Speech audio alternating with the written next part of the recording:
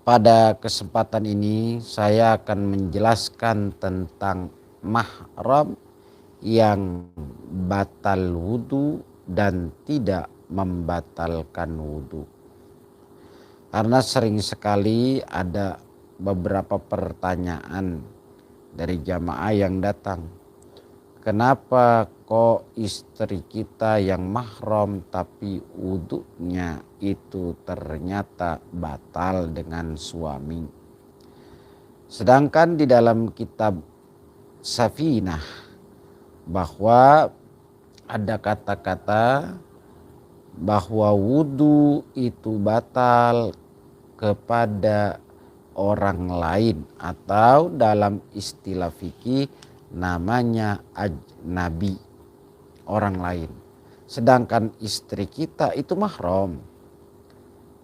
Orang tua kita mahram, karena mahram itu adalah man haruma nikahuha, orang yang haram dinikah.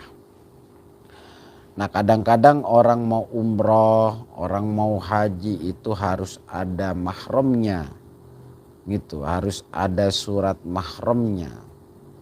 Nah, yang perlu kita ketahui adalah persoalan mahram.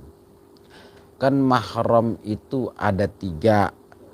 Ada mahram dengan sebab nasab, artinya mahram itu dengan sebab keturunan.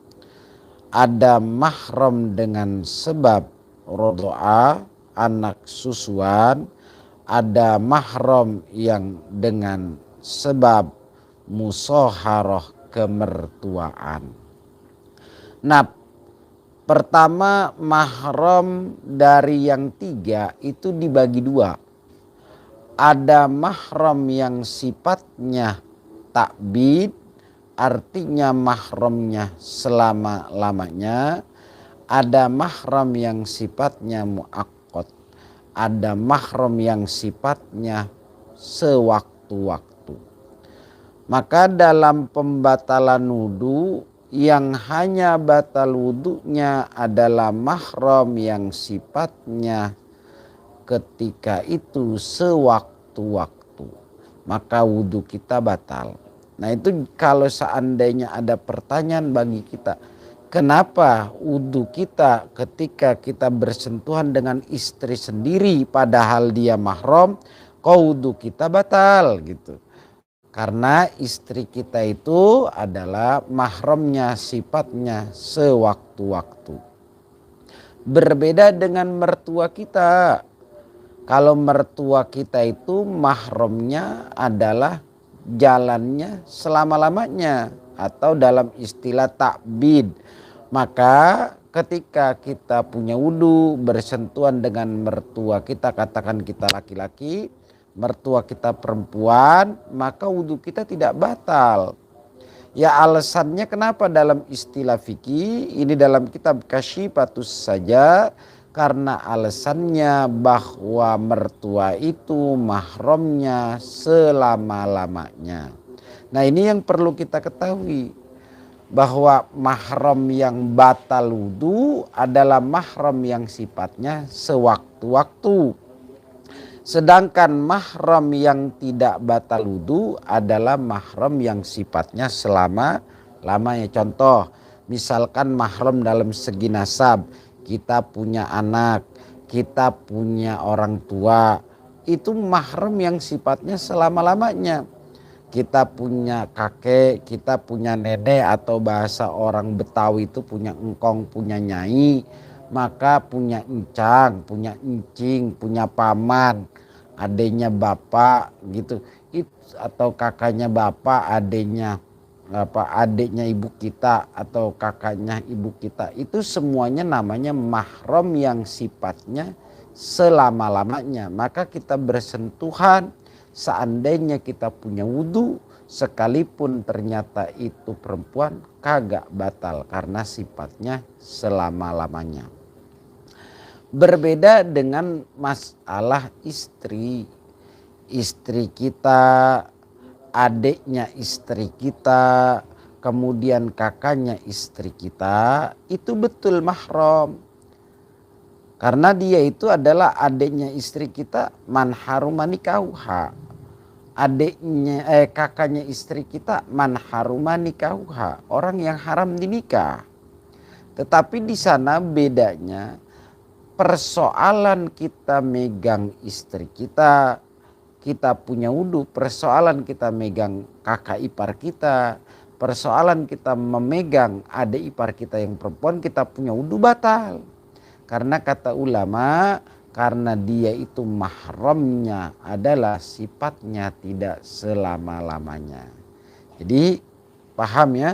Jadi dari sini kita punya cerminan yang hanya batal wudu adalah mahram yang sifatnya selama-lamanya. Berbeda dengan mertua.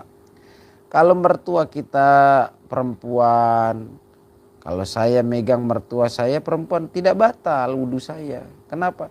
Karena mertua itu sifatnya selama-lamanya. Itu berbeda dengan adiknya mertua, berbeda nanti dengan abangnya mertua, atau berbeda dengan anak mertua, apakah istri kita atau tidak. Jadi dari sini kita punya cerminan bahwa mahram yang batal wudu adalah mahram yang sifatnya selama-lamanya, sedangkan mahram yang sifatnya sewaktu-waktu itu tidak, sewaktu-waktu itu membatalkan wudu, sedangkan mahram yang sifatnya selama-lamanya itu tidak batal wudu. Makanya mahram itu ada 3. Ada mahram nasab, keturunan, kita punya anak, kita punya bapak, kita punya ibu, kita punya kakek, kita punya nenek. Ini contohnya, ini selama-lamanya maka tidak batal wudu kita.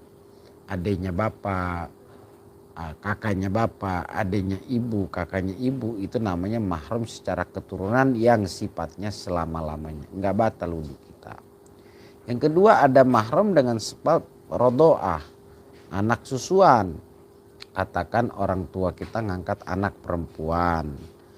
Kalau itu ternyata cukup syaratnya maka enggak batal. Mana? Pertama, diangkatnya itu bayi atau anak sebelum umur 2 tahun.